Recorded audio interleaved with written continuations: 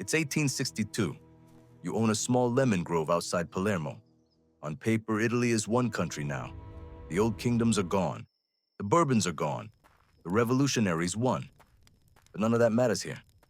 Because tonight, 3 men are walking toward your farmhouse. They're not soldiers, not police, not thieves. There's something new. And by the time they leave, you'll be paying them every month for the rest of your life. You wake before sunrise.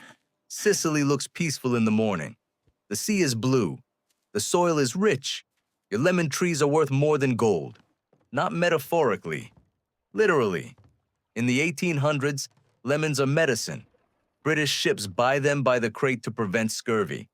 One shipment feeds your family for a year, which is exactly why men with guns are interested. The Italian government says they're in control now, but you haven't seen a government official in months. No police patrols, no working courts, no soldiers, just landowners, farmers, bandits, and men who understand what chaos creates. Opportunity. The first time they come, they're polite. 3 men, dark jackets, calm voices. One speaks. You have beautiful land. You nod. It would be a shame if something happened to it. He doesn't raise his voice. He doesn't threaten you. He just looks at your trees. You understand immediately, because 2 villages over, someone refused. His warehouse burned down. Nobody saw who did it. Nobody ever sees. You pay. It's not called extortion. It's called protection. They protect your crops from thieves, from rival farmers, from mysterious fires. They also protect you from themselves. The payment is small at first. Then it grows. But something shifts inside you. You stop seeing them as criminals. You start seeing them as necessary. Because when real bandits try to steal your shipment, the 3 men handle it. Efficiently. Quietly. Your lemons arrive safely in Palermo. The government didn't protect you. They did. That's how it starts. By 1870, these protectors are everywhere. They call themselves men of honor. Not soldiers, not politicians, not criminals. Honor. That word matters. Because Sicily doesn't trust the state. For centuries, this island has been ruled by outsiders. Romans, Arabs, Normans, Spanish, French, Bourbons. Every ruler comes and goes, but the people stay. And the lesson learned over centuries is simple. Never trust whoever claims power. Trust your family, your blood, your circle. That belief becomes the foundation of everything. The structure forms quietly. Small groups, each controlling territory, each answering to a local boss. No written rules, only codes. Silence is sacred. If someone asks questions, you say nothing. If someone betrays the group, they disappear. The word for this silence is omertà. It doesn't just mean keeping quiet. It means loyalty over law. It means the state is irrelevant. It means justice belongs to the family, not to the courts, not to the police, to the family. You don't join because you're violent. You join because you're smart.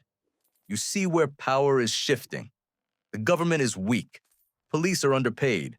Judges can be bought. But the men of honor control ports. They control farmland. They control shipping contracts. If you want success in Sicily, you don't fight them. You align with them. By the 1890s, they're no longer just protecting lemon groves. They're deciding elections. Candidates don't win without their blessing. Businesses don't operate without approval. The Mafia isn't just crime anymore. It's governance. Shadow governance. Running parallel to the state. Underneath it. Around it. Replacing it wherever it fails. Then, something bigger happens. Millions of Italians leave for America. Poverty. Opportunity. Hope. Ships leave Palermo filled with young men who grew up under this system. Men who learned before they could read that family comes first. That silence protects you.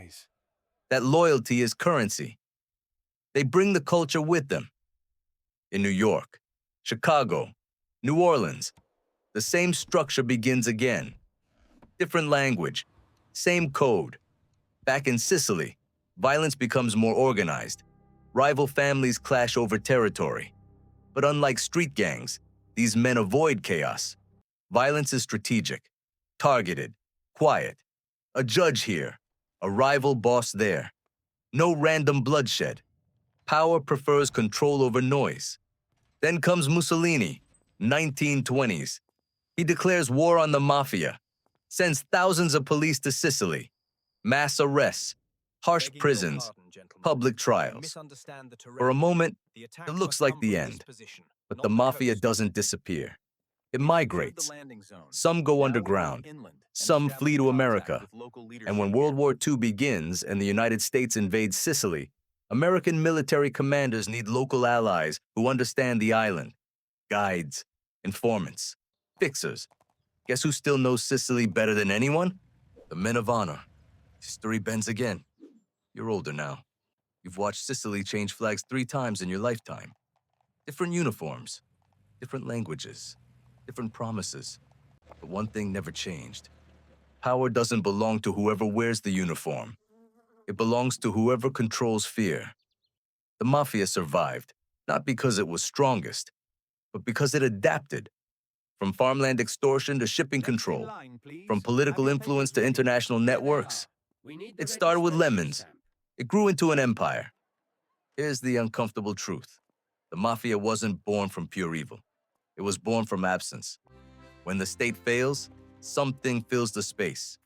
Protection becomes business. Business becomes power. Power becomes tradition. And tradition becomes untouchable. If you had lived in Sicily in 1862, you probably wouldn't have fought them. You would have paid, because survival is practical. And ideology doesn't protect lemon groves. Men with structure do. Next episode, America, where the Sicilian code meets skyscrapers and crime becomes corporate. If you want the Full Blood Empire series, subscribe, because this story didn't end in Sicily. It just learned to speak English.